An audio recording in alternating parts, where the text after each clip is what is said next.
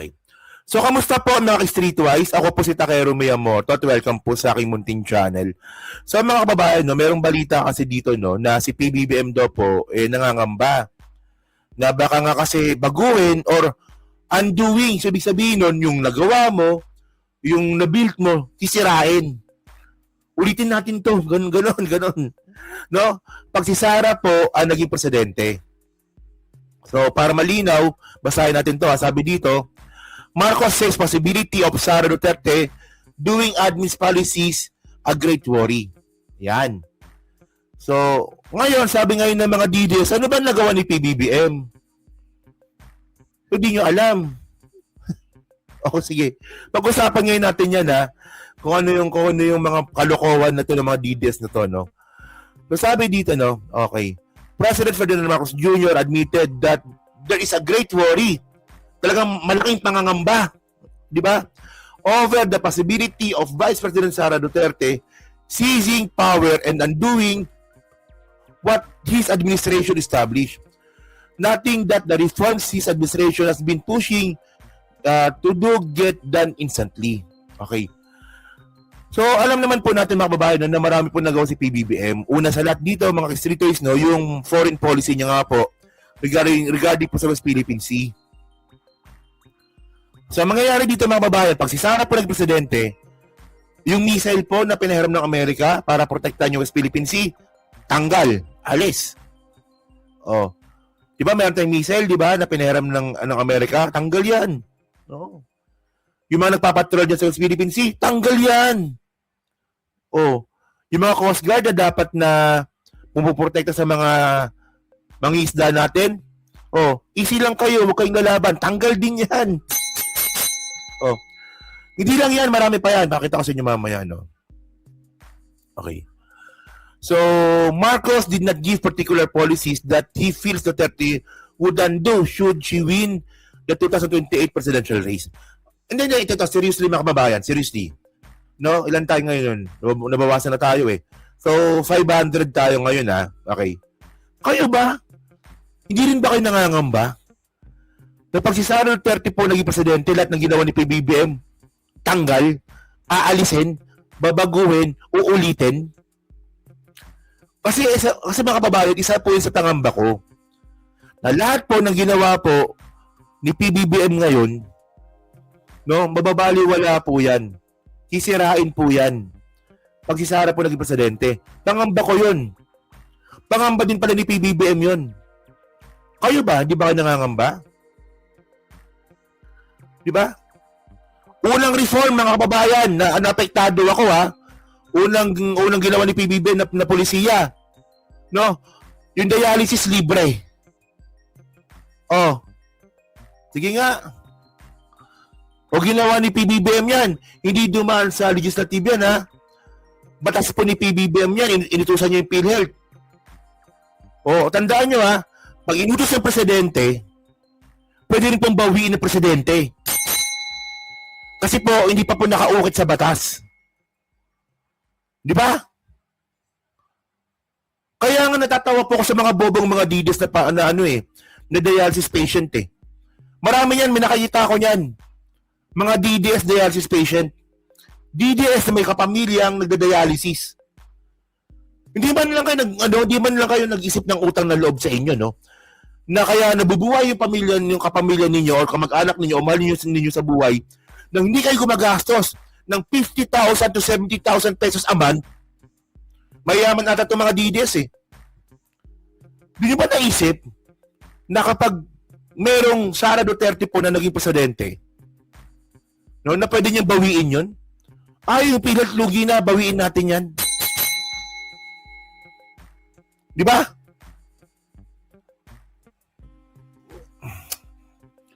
Alam niyo nadidismaya talaga ako sa mga DDS na dialysis patient. Kasi ako meron akong group meron kaming group ng mga nagda-dialysis. Tahimik lang ako doon. No. Puta, may mga DDS. May mga picture sila kasama si Bato, kasama si Bongo. Puta talaga? Ganun kayo kamangmang? Tingnan niyo Nung si Sara Duterte po naging president, nung si Sara Duterte po yung naging Nung si Sara Duterte po naging DepEd Secretary, nababoy po yung pondo ng DepEd. Di ba? Isipin niyo lang yun ha.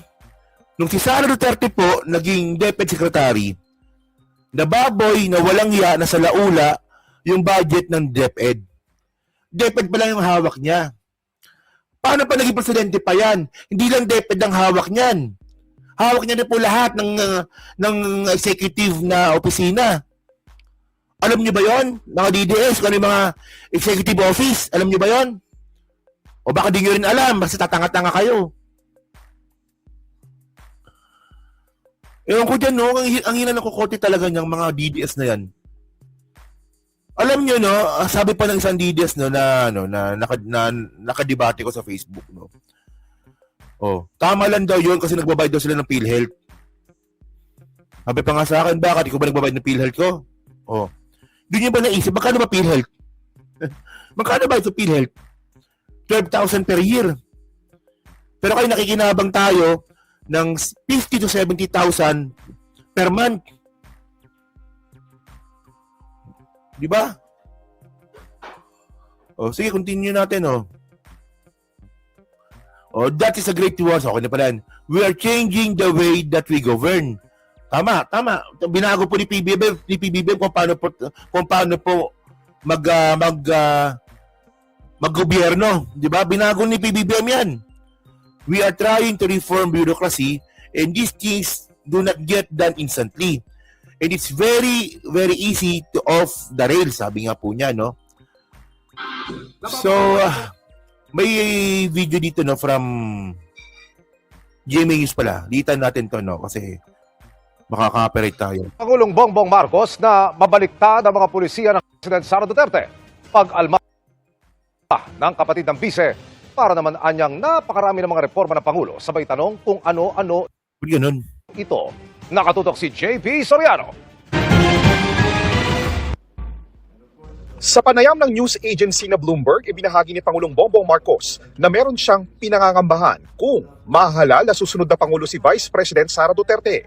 Sabi ng Pangulo, baka raw baguhin o i-reverse lang ni VP Sara ang mga pulisiya at pagbabagong ginawa niya sa kanyang termino. Agad inalmahan ng kapatid ng bise ang pahayag ng Pangulo.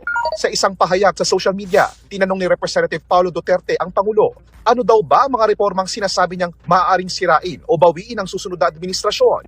Sige nga. Buta si Pulong kung makapagsalita, kala mo napakatalino, no? Sige, simplihan natin to, no? Alam ko meron ako dito, eh. Wait lang, tinan ko meron ako dito, ha? Baka di ko na isama, no? Wait lang. Ano ba unang-una dito? Ito pala, meron pala ako. Meron pala. So ito ang sinasabi ko nga kanina, West Philippine Sea. Unang-una yan. Diba unang-una yan, West Philippine Sea. Nabanggit na natin kanina yan, di ba? Bukod dyan mga kababayan, ano pa ba? So ito ha. Ito malupit to, no? So, President Ferdinand Marcos Jr. signed the amendments to the Rights Certification Law today, December 9, 2024. Actually, dapat ito po yung binabalita ng mga vlogger sa totoo lang. Honestly, no? Tingnan niyo, ha?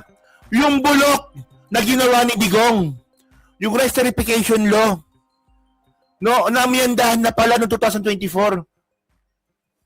Di ba? Tingnan niyo, ha? Number 12078. Noong December 2024.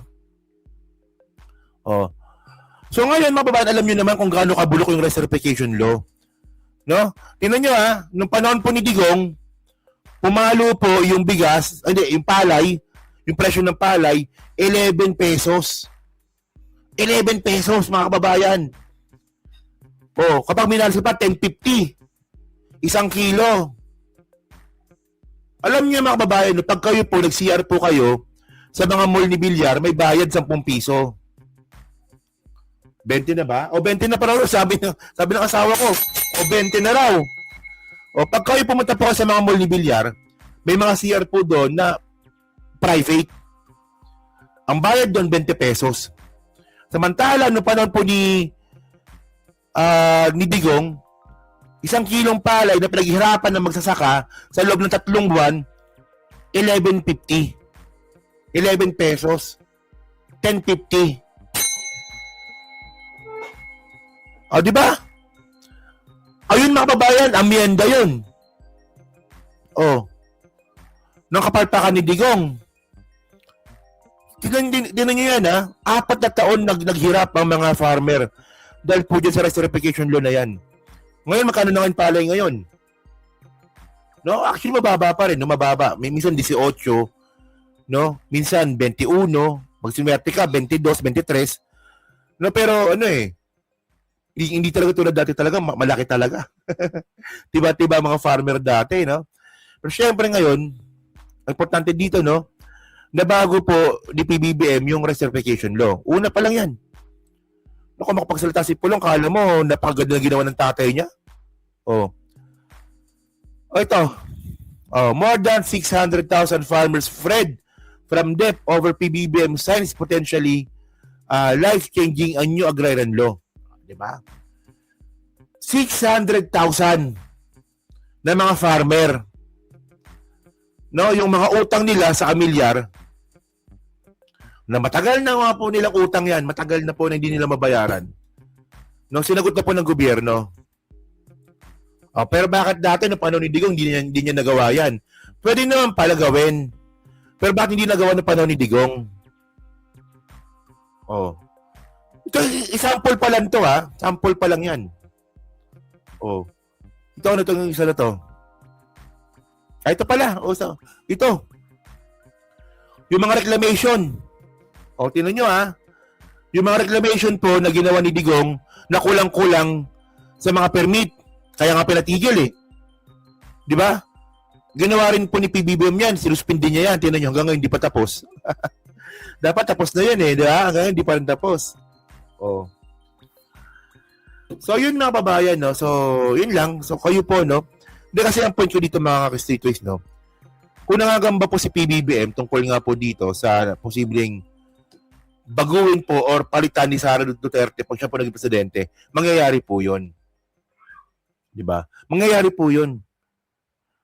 So yun, no? So, pa-comment lang po sa baba at binabasa ko pong lahat yan, no? Siyempre, no, next topic tayo.